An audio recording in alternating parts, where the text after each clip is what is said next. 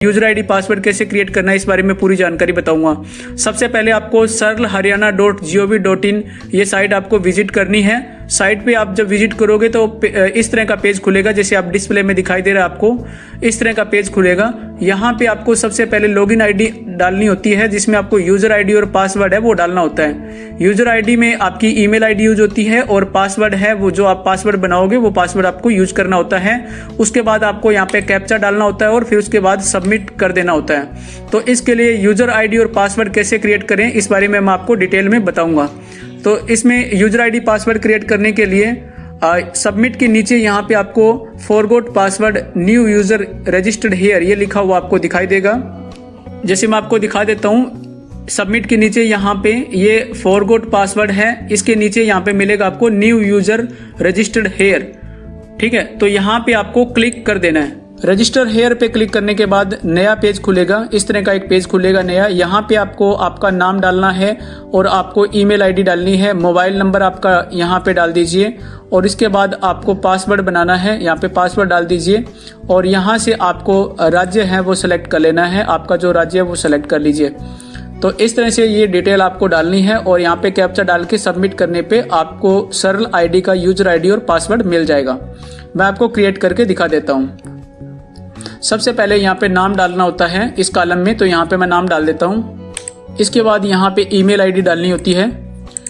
Email ID और mobile number है वो एक बार यूज होगा, एक आईडी बनाने के लिए एक ही बार यूज होगा। अगर नई आईडी बनाना चाहते हो तो नई ईमेल यूज करनी पड़ेगी आपको और मोबाइल नंबर भी आपको है दूसरा यूज करना पड़ेगा। ईमेल आईडी और मोबाइल नंबर डालने के बाद यहाँ पे आप पासवर्ड डाल दीजिए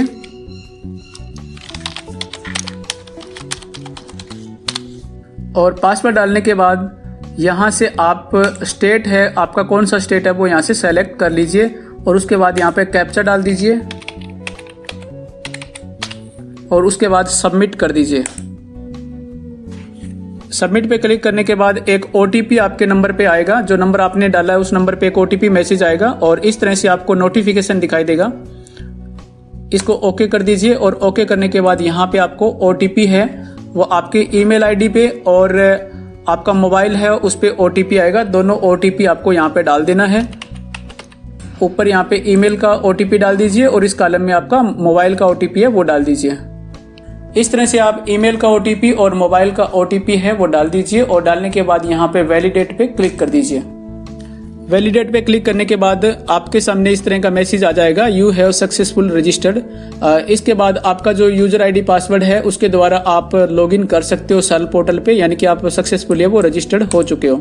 इसके बाद आप सरल पोर्टल पे लॉगिन कर सकते हो। लॉगिन करने के लिए यहाँ पे आपको यूजर आईडी डालनी है। यूजर आईडी के लिए आपको ईमेल आईडी डालनी है, जो ईमेल आईडी आपने यूज की थी रजिस्टर्ड करने के लिए, आपने जो ईमेल आईडी बनाई थी वही आपकी यूजर आईडी होगी, यहाँ पे डाल दीजिए और यहाँ पे आपको पासवर्ड डाल देना है, जो पासवर्ड आपने बनाया था वो पासवर्ड डाल दीजिए और यहाँ पे आपको कैप्चा डाल देना है, जो सामने दिखाई दे रहा है वो कैप्चा डाल दीजिए और सबमिट पे क्लिक कर दीजिए।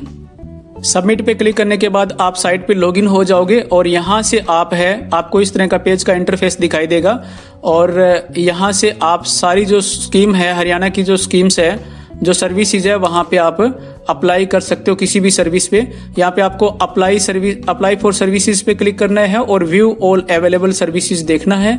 यहाँ पे आपको जो सारी सर्विसेज है वो दिखाई दे देगी और यहाँ से आप किसी भी सर्विस के लिए है वो अप्लाई कर सकते हो, ऑनलाइन आवेदन है वो कर सकते हो। तो ये एक सिटीजन पोर्टल है और यहाँ से कोई भी आईडी क्रिएट करके और लॉगिन है कर सकता है और लॉगिन करके यहाँ से किसी भी सर्विस के लिए अप्लाई कर सकता है। जैसे यहाँ पे सबसे पहले है आप